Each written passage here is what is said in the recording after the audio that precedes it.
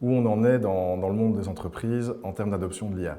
Ici, je partage avec vous quelques chiffres d'une étude McKinsey récente de 2025, avril. Ce qu'on voit, c'est qu'une première chose qui ressort de cette étude, c'est qu'il y a un fossé entre ce que pensent les dirigeants et la réalité des équipes.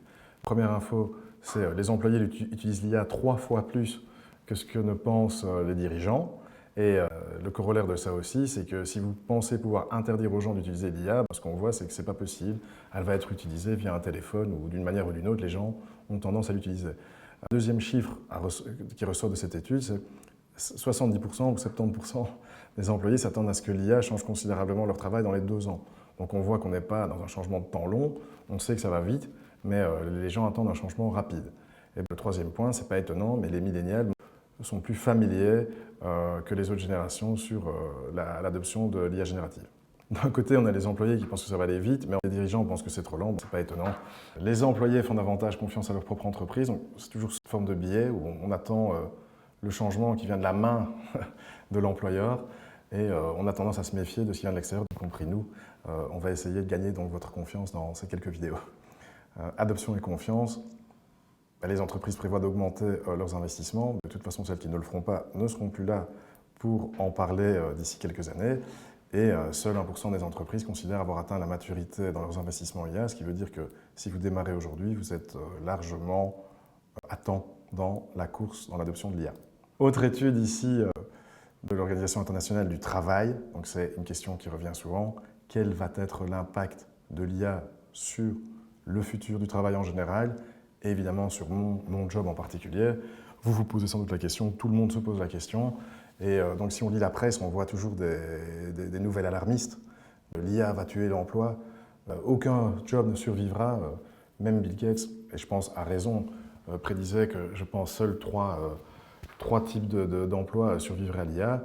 Bon, ben, peu importe, au-delà de ces grandes déclarations choc et qui retiennent toute l'attention et qui suscitent la peur, certains chiffres, ou en tout cas l'enjeu, c'est de voir dans l'IA un pouvoir d'augmentation du travail ou de l'humain plutôt que l'automatisation ou le remplacement.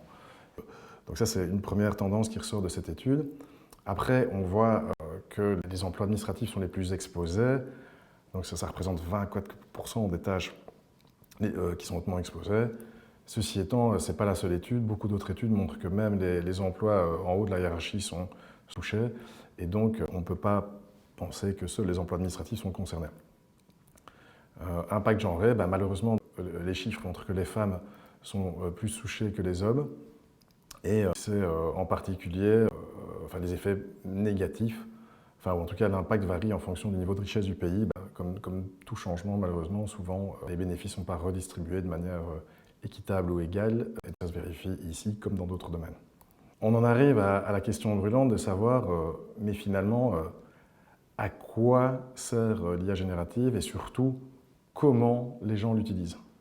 Donc, quels sont les véritables usages de l'IA dans la vraie vie par les vrais gens. Donc, voilà. Donc ici, on a une étude, à mon avis, il y en a beaucoup d'autres, mais une étude qui a attiré beaucoup d'attention et qui a été publiée dans Harvard Business Review en avril 2025. Pour la deuxième année, elle avait été déjà publiée en 2024. Et ici, vous voyez les chiffres de 2024 et l'évolution en 2025. Ce qui est frappant, c'est les changements qu'il y a eu dans le classement de ces usages les plus fréquents de l'IA générative. Et là où en 2024, le premier cas d'usage, c'était la génération d'idées, donc le brainstorming, on voit qu'en 2025, c'est devenu la thérapie et le companionship. Je ne sais pas exactement comment le traduire en français, mais c'est cette idée de compagnonnage IA. Vous avez peut-être vu le film Her avec Joaquin Phoenix. Donc ça fait déjà plus de 20 ans que, ou à mon avis bien plus, qu'on voit dans les films des gens tomber amoureux d'IA. Et on voit aujourd'hui que c'est un usage qui est dominant. Numéro 2 en 2025, c'est l'organisation de sa vie pratique, de comment s'organiser. Et ça, c'est nouveau. Et ça fait directement une entrée au niveau du classement. Troisième cas d'usage, la recherche de sens, qui est aussi un tout nouveau use case. Ce n'était pas là en 2024. Donc on voit que le podium des utilisations de l'IA, finalement, c'est du développement personnel, et donc ça rentre plus dans la sphère privée que professionnelle. Et ça, c'est quelque chose de nouveau en 2025. On arrive ensuite à l'apprentissage. Vous devez apprendre à utiliser l'IA, mais l'IA vous permet aussi d'apprendre plus vite. Ça, je pense que c'est vraiment un use case hyper utile, finalement, dans la sphère professionnelle, mais aussi dans le privé. C'est un accélérateur d'apprentissage. On ne va pas passer tout en vue, mais je vous encourage à consulter l'étude et elle sera peut-être publiée en 2026. Ce sont les données de 2025. Vous voyez que d'une année à l'autre, donc presque d'un trimestre à l'autre, les changements peuvent être majeurs.